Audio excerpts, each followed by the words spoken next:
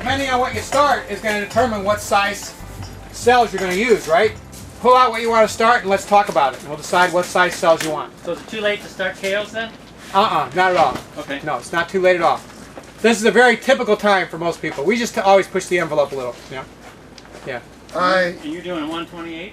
I think if you want to get some kale out there, boy, that's a nice size. You'll do great in a 1/28. I brought all big plants. Well, you know what? Cubes, peppers. You can buy. I'm saying I don't want to go out until the end of May. But down where you are, when do you put your tomatoes in the ground? Well, it just depends. Well, when do you put your early tomatoes in the ground? May 1st. May 1st. Okay, so March, April, 8 weeks. You're right on time. You might go with a slightly bigger cell. That's what I mean. That's how we decide, right? Right. You might decide I'm going with 4-packs, you know, because they may not get out till the 3rd week or the middle of May because the weather's cold, you know. But you didn't start the wrong ones. What'd you bring? Tomatoes? Tomato, arugula, and pepper. Okay, so the arugula is right on time. Cool. I mean, perfect, you know. The peppers, Too early. not if you are willing to go a little like over the top, Okay. you know. And over the top is, do you want to take the time? You're not going to grow very many, probably, right? Yeah. Put them in bigger pots. Okay. You know, I'd probably say you want to eventually end up, Amanda, in a probably a 2-quart pot, either this size or this size. Okay. And then you're just gonna get early peppers. Cool. You know, that's all. Just don't think they can sit in a 4-pack from now until when they go out. Right. Exactly. And don't look at them and say they got to go out. They got to go out. I got to put them out even though it's the middle of May and I know it's going to be cold. Just step them up. You know, and they'll do spectacular. Cool. You know. Okay. You're just not going to need 3 flats, that's for sure. Right. I mean, I've got kale in college and 3 different kales growing in Uh-huh. college right now. Yeah, so you might not need any more. It's always good to start a succession of lettuce if you sow in flats, but you might just direct seed them. Lettuce would be all right. Yeah, lettuce and salad greens, you know, you might want to start some of them, you know. There's various things. We can talk about it. Let's get to what you brought started. What did you bring? Well, I brought the kale. I brought some kale, broccoli, 2 different types of kale. I brought some lettuces. Yeah, you're right on. I mean, you got no issue. You're fine probably because of where you are, and you just get to be doing extreme gardening. You know? You get to get over the top, and we'll give you some. You can be normal with the stuff from the seed we have here. Okay? Yeah. So it's all going to work. Okay. Now, from what y'all described, what size cells do you think you're going to start with? Well, you said the peppers would need the bigger ones, right? The 4-packs.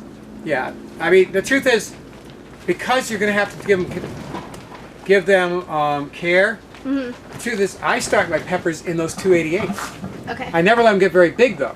Okay. So if you want to try and grow them on some kind of heat thing you make, you might actually start them in something real small. Okay. But as soon as they have their first set of true leaves, do you know the difference between true leaves and cotyledons? No. Okay, let's see if we can show you. Okay, great. Here's a perfect example. And you see it on tomatoes too. You know it. You just haven't ever paid attention. You all see it. You know exactly what it is. See the leaves there that are kind of heart-shaped? Yeah. Or have that kind of heart-shaped dip? Uh-huh.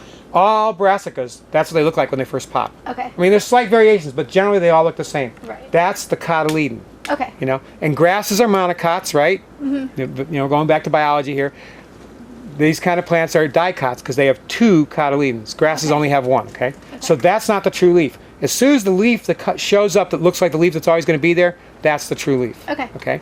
So once you have, you know, a set of true leaves, then you're going to want to step your seedlings up. You also will tell because you'll be able to actually keep the root ball together. Right. There'll be the 2 ways, you know. So that's, I mean, you have a choice though. You could say, you know, I don't want to have to mess with stepping them up.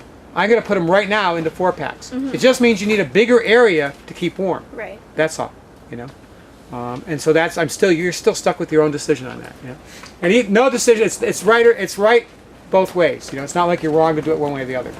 What about you? What do you think you're going to do? I'm peppers and tomatoes and cucumbers. Okay, cucumbers. It's too. You're not going to. I mean, when would you put cucumbers out? Yep. Too late. Too early, you mean? Yeah, June. Yeah. June 1st. Yeah. So yeah, you just don't want to start them now. Yeah, yeah. But peppers and tomatoes, you can start some. You know. I got lots of seeds. Okay. Cool. And eggplant. Okay. Yeah, and when would you put your eggplant out? In the beginning of May too? It's not too cool? Tomatoes, depends, you know, everything is so different too. Yeah, yeah. See, for me, if you put your tomatoes out in early May, then I would bet that your eggplant's going to be happier not going out till at least the middle of May, because it can't take those below 50 degree nights, below 53 degrees actually. The tomatoes don't mind at all. You know, so if you think you're going to get nights in early May that are consistently dropping below 53, then I would wait on the eggplant a couple weeks. You know, and you'd still be welcome if you came by here to start a few. You know, when you came to check in on something. You know. Okay. But I'd say I'd wait. You know, at least until the middle of May if you're putting the tomatoes out in the beginning of May. You know, they're always a little later. And then what cells do you think you're going to do? Well, that seems like a lot of cells for what I need. But Then I you- also can just put a couple of different kinds in there. I don't care. Or you could say, you know, I want a more vigorous plant and I'm going to go to 72s. You know? I think for small growers, I'd go to 72s. This is for Okay. big growers who want a lot, you know? 72s are better practice, you know? These are asking the plants they're a little small going out. You got to take a little better care. Okay. It's just that if you're growing a lot, you need, you know, we want rows and rows of beets, so we cannot do them in 72s, you know? So I'd say you want 72s. The 72s are right here. Okay, and I have a request. If you come to another class, yeah, bring these back. These are what we most value. These are easier to come by. Yeah. So go ahead and set your flats up. Are you doing 72s, or are you doing smaller cells, or what are you doing? I don't know. I don't know what would be the best. It just depends on how much you want to work, you know? Yeah. If you're going to want to give some bottom heat to these guys, right? So if you can only think of how, like maybe the top of the fridge is as far as you're going to get with bottom heat, then I'd use a 288. Okay. Because how much room do you have on the top of the fridge? Right. Not You know? that much. Yeah. But if you're going to make yourself some little, you know, fish tank warmer little heater thing, then go ahead and put them in the bigger one because you want to step them up later on. Yeah. You know, you can come here to step them up though. That's part of what this class is. Okay. You know? So now do you know? I think the 288. 288. Okay.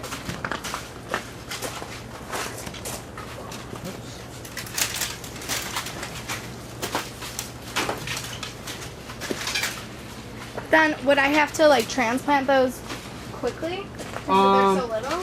Probably since. So maybe should I do a little bigger one?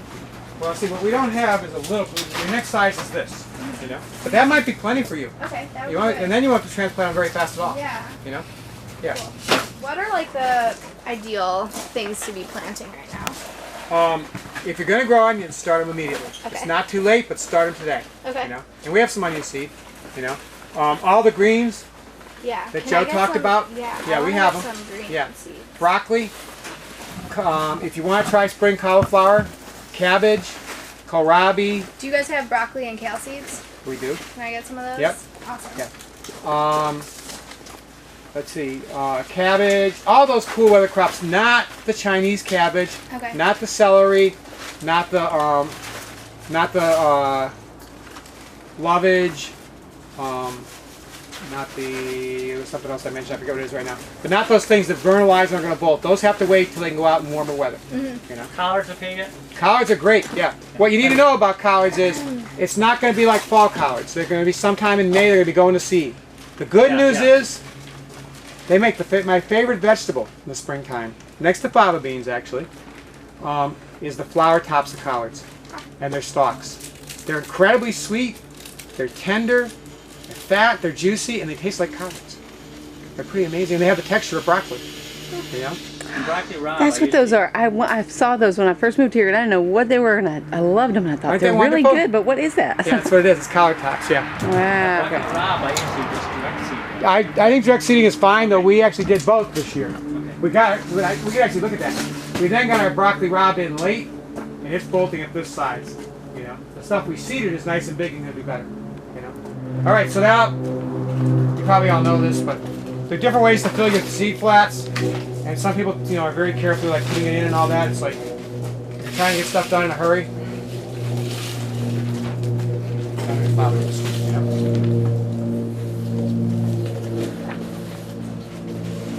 Then it's best practice to kind of do this so it doesn't settle. Come back over. And then I really like, especially if I'm doing round seed, to do this. And don't go pushing down, don't do this. Make a deep hole, it's too deep. Just do this. You have to play the piano. No, you know, it's a good thing you don't have to because I couldn't be a grower if I did.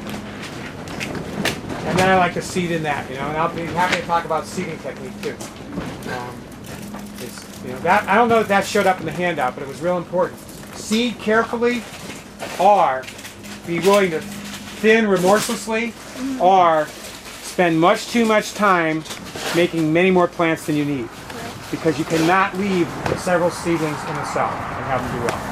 Okay. So, we'll wait for Jerome to get started there, and then I'll show you the seeding technique. Oh, but there's one more thing I recommend doing, which actually I should have done before I demoed it, but it'll work now. Water this now. It's much easier to get your flat wet before you seed it. Okay. Otherwise, the mixes are hard to get wet when they're dry.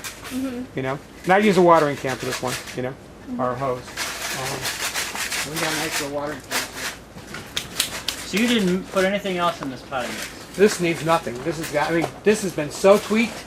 It needs nothing else. Oh, you know what we could have put in it though? It might be worth dumping this back out, or dumping half of them back out so you can compare. But it won't make much difference. John now has got a new product called Chard that does amazing things with other potting soils and has a slight improvement in this. You know, it does amazing things in the ground too. You know, but it's interesting to look at. You might want to try some other cells, and we'll get some Chard and put it in, and then you can compare. You know, What are these size? they're 72s. They're best for kale, collards, broccoli, Okay. So lettuce. should I use these for the kale and broccoli then? Sure. Okay. Yeah, absolutely. Okay, so then you just want to water. You don't want to overwater. I mean, you can water a lot, but you don't want to do it so you have to go ahead and redo your finger thing. You know, go ahead and give it a try. You know? And you probably want to water it a couple times so it soaks through good. And we also have a hose if somebody's more comfortable with a hose. We actually, a good water breaker, you know what I mean? A good rose on the end of a hose is actually my favorite way to water. The professional ones are really good. We have a junky one. It throws out too much water because the pressure is not right, and it doesn't. You know, it has this dribble on the end. It's got a fine spray, but then this dribble is too hard on everything. You know, I'm not actually liking that watering can very much either. They throw them up too sometimes, right? Yeah, there's sometimes that's good. Yeah, well, it can be. It's really it's got to do with how even the stuff happens. Yeah, I'd say this is vastly superior to that watering can. See, but your holes are way too deep. But I think I can water them in right now when I water it, so it won't matter. Yeah. But you want to be way less deep for if you've wetted it. That's vastly superior to the watering can. But still, it's just a little bit too drippy, you know? And then I'll show you what I found locally that I like better. You can have them taking a walk. It was here just the other day. I looked at it and thought, why aren't we using that? It's so much better. Just a little indentation is all you need. Okay, so are we ready for the seeding demonstration? Can I use your seed pack? Yes, you bet. Okay. And you know, there's a bunch of little gimcracks you can buy that, like, you know, they have like a little round thing's got little ribs and a thing on it and all that. And you know what? I think they are more frustrating to use than a seed pack that's got a good crease. And this throws people. They always want to have it so that they're on this side because they think the glue here is going to stop the seed from rolling out, and it slightly does. But if you're trying to do it this way, you have a huge disadvantage. You can't see your seed. You know, so you make a good crease, right? And don't try this with a huge seed pack. Just have a spare envelope that you use instead. And then this is what we're doing right here. Yep. Okay. And then what you do, and actually you got to be real careful with these guys. But you see how there's a thin line of seed. See how there's a I just lost that thin line. See how there's a thin line? That's what you need is a thin line. If you instead you have this, then pretty soon when you tap it, a whole bunch of seeds are coming out. You know? So you see, if I tap it like that. Thin. Yeah. Right. So the thin's like this. Okay, so then I just come here.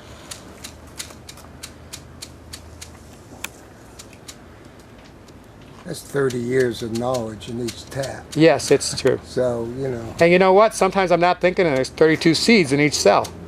You know, but that's human error. You're trying to put one in? Yeah, I'm trying to put one in because it's a brand new seed, right? Yep. That one looked a little small. I think I'd do 2 seeds of that. So if you had 2 or 3 coming up, you take the scissors and snip Yes, them. exactly. If you can do that. You know, the thing is there's a bunch of us that can't stand to do that. You know, but it sure saves time on seed, and if you don't mind buying seed, I'm doing 2 there. Wherever I think the seed looks a little bit weird, I do an extra one. But if it's a brand new fat seed, I'm assuming it's going to work great, you know. You might want to come back, because I just did 2 by accident there. You might want to come back, however. Yeah. You might want to come back and add an extra seed per, but you'll get the experience. Everybody see how I'm doing it, though?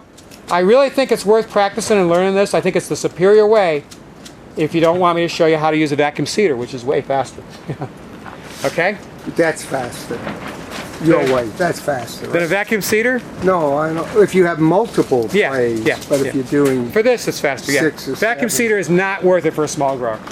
Yeah, so you're doing lots and lots of the same flat, but it's worth it.